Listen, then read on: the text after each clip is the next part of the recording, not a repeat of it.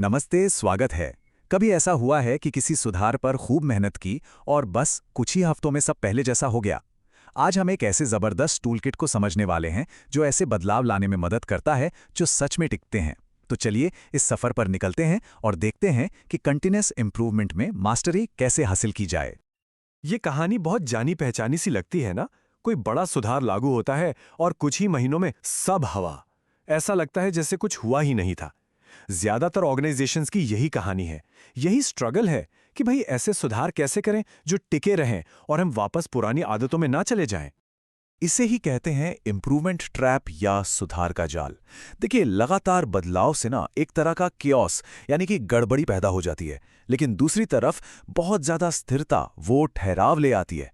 तो इसका असली राज क्या है? वो है इनोवेशन और कंसिस्टेंसी के बीच एक सही बैलेंस ढूंढना। और आज हम इसी राज से पर्दा उठाने वाले हैं। अच्छा, इन तरीकों को ठीक से समझने के लिए थोड़ा सा पीछे चलते हैं। इनकी हिस्ट्री में इनकी जड़ें हैं टोटल क्वालिटी मैनेजमेंट में। कहानी शुरू होती है 1920s के दशक में वॉल्टर शिवार्ट से। उन्होंने पहली बार ये आइडिया दिया कि किसी भी प्रोसेस में जो उतार चढ़ाव होता है ना, उसे कंट्रोल किया जा सकता है।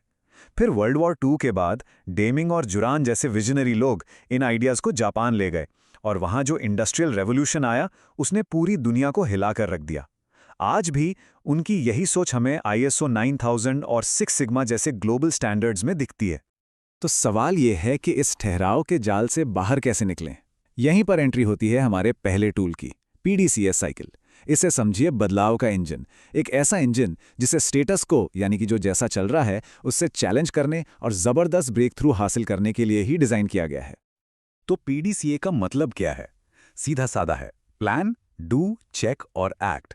ये सुधार के लिए एक साइंटिफिक अप्रोच है। मतलब अंदाजे लगाने की कोई जरूरत नहीं। ये हमें ताकत देता है कि हम अपने आइडियाज को टेस्ट करें, नतीजों से सीखें और फिर अपने तरीकों को लगातार स्टेप बाय स्टेप बेहतर बनाते जाएं। तो ये काम कैसे करता है? बहुत सिंपल है। सबसे पहले प्लान यानी एक योजना बनाना, प्रॉब्लम क्या है और उसका क्या सोल्यूशन हो सकता है। फिर आता है डू। इस फेज में उस प्लान को छोटे लेवल पर टेस्ट किया जाता है। इसके बाद है चेक। यहाँ नतीजों को एनालाइज किया जाता है, क्या ये काम कर रहा है, क्या सीखा। और आखिर में एक्ट। अगर टेस्ट सफल रहा तो उस सोल्यूशन को नया स्टैंडर्ड बना दिया जाता है और अगर नहीं तो वापस प्लान पर जाकर फिर से कोशिश की जाती है। एक बात याद रखने वाली है, PDCA साइकिल की पूरी कामयाबी सच पूछिए तो प्लान वाले फेज पर ही टिकी है। यहां किसी धुंधली सी प्रॉब्लम को सॉल्व करने की बात नहीं हो रही। बात है एकदम सटीक होने की। एक स्पेसिफिक प्रॉब्लम चुनो, डेटा का इस्तेमाल करके उसकी जड़ तक पहुंचो और एकदम क्लियर मेजरेबल टारगेट सेट करो, क्योंकि एक मजबूत प्लान ही एक जबरदस्त नतीजे की बुनियाद होता है। चलिए PDCA को एक्शन में देखते हैं।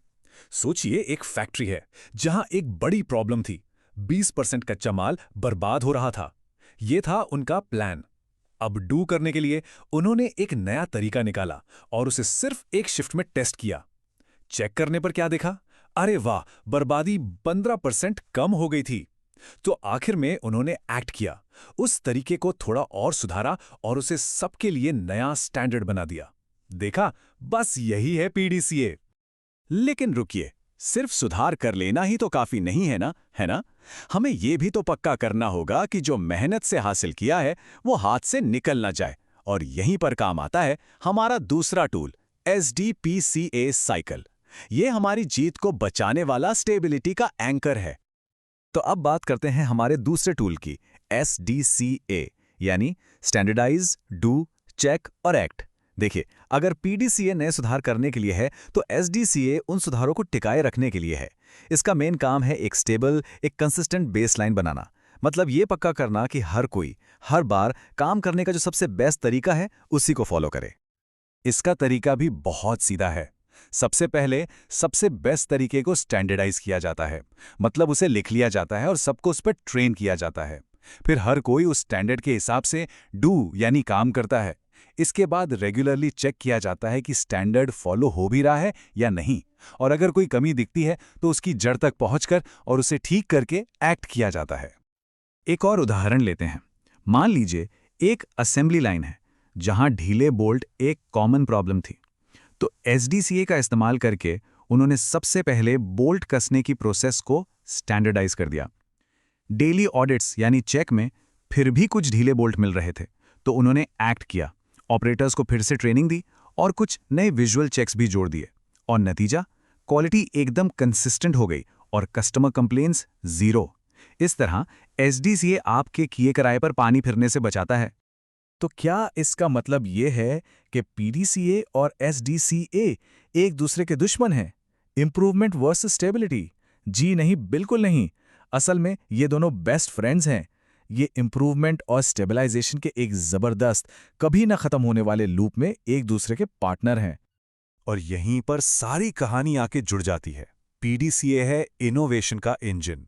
ये स्टेटस को चैलेंज करता है ताकि बड़े-बड़े ब्रेक थ्रूज मिले। और SDCA है स्टेबिलिटी का एंकर। ये उन ब्रेक थ्रूज को सहेज कर रखता है और डिसिप्लिन लाता है। एक के बिना दूसरा अधूरा है। परमानेंट सक्सेस के लिए दोनों ही चाहिए। इसे ऐसे समझिए, बिना स्टेबिलिटी के इम्प्रूवमेंट बस कुछ दिनों का मेहमान है, वो बिखर जाएगा। और बिना इम्प्रूवमेंट की स्टेबिलिटी का मतलब है ठहराव, मतलब एक रुका हुआ तालाब। तो असली टिकाऊ प्रोग्रेस के लिए ये दोनों ही बेहद जरूरी है। ये सर्विस डेस्क वाली केस स्टडी इस बात को बहुत अच्छे से समझाती है।